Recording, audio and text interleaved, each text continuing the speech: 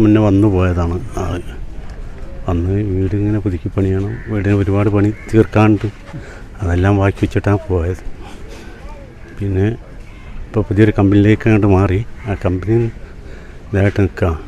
അപ്പോഴാണ് ഇങ്ങനെ ഒരു അപകടം 2 മണിക്കാണ് അറിയുന്നത്. വിളിച്ചിട്ട് കിട്ടുന്നില്ല, വിളിച്ചിട്ട് പലവരുമായി ബന്ധപ്പെട്ടിട്ടും വിളിച്ചിട്ട് കിട്ടാതായപ്പോൾ അങ്ങനെ ഇത് പറഞ്ഞ് ഒരു ഫോട്ടോ ഇട്ട് മോർച്ചിൽ ചെന്നപ്പോഴാണ് ഇയാളോട് ഉണ്ടെന്നുള്ളത് ചോദിച്ചു. അപ്പോഴാണ് ഞങ്ങൾ അറിയണത്. എന്നിട്ടാണ് അറിയുന്നത് ഈ ആൾ മരിച്ചെന്നുള്ള വിവരം കിട്ടുന്നത്.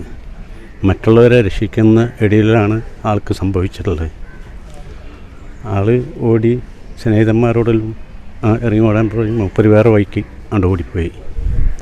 അങ്ങനെയാണ് സംഭവം. പിന്നെ 3 പെൺകുട്ടികളാണ്.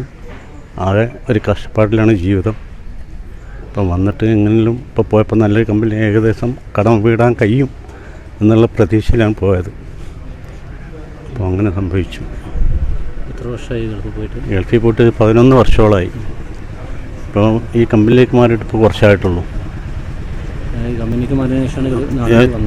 അല്ല, ഇവിടെ വന്ന് പോയിട്ടാണ് കമ്പനിയിലേക്ക് മാറിയത്.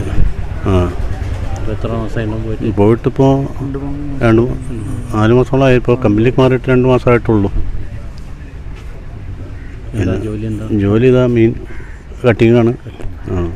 അത് തന്നെ ആയിരുന്നു. ഇപ്പോൾ കമ്പനിയിലേക്ക് മാറി. അതേ ആൾ താമസിക്കുന്ന റൂമിലാണ്, 6ാം നിലയിലാണ് മൂപ്പര് താമസിച്ചത്. അവിടുന്ന് ഓടി വേണ്ടത് ഒന്നാണ്. ഓടി ഇറങ്ങി പോകുമ്പോൾ പേഴ്സും ഇതൊന്നും എടുക്കാൻ കഴിഞ്ഞില്ല, ഐ ഡി കാർഡ് ഇതൊന്നും. അതുകൊണ്ടാണ് മരണവിവരം അറിയാൻ നേരം വൈകിയത്. ആളെടുത്ത് രേഖയൊന്നുമില്ല, പുറപ്പൊന്നുമില്ലല്ലോ അന്നേരം ഇറങ്ങി പോകുമ്പോൾ. ഇവിടെ എന്നാണ് ലാസ്റ്റ് വിളിച്ചത്? ഇവിടെ അന്ന് വിളിച്ചിട്ടുണ്ടായിരുന്നു. അന്ന് വിളിച്ച് സംസാരിച്ചെല്ലാം ഇതായതാണ്. ഇപ്പോഴും ഞങ്ങൾ ബന്ധപ്പെടുമ്പോൾ മൊബൈൽ ഓൺലൈനിലുണ്ട്, ആൾ അത് റൂമിലാണ്.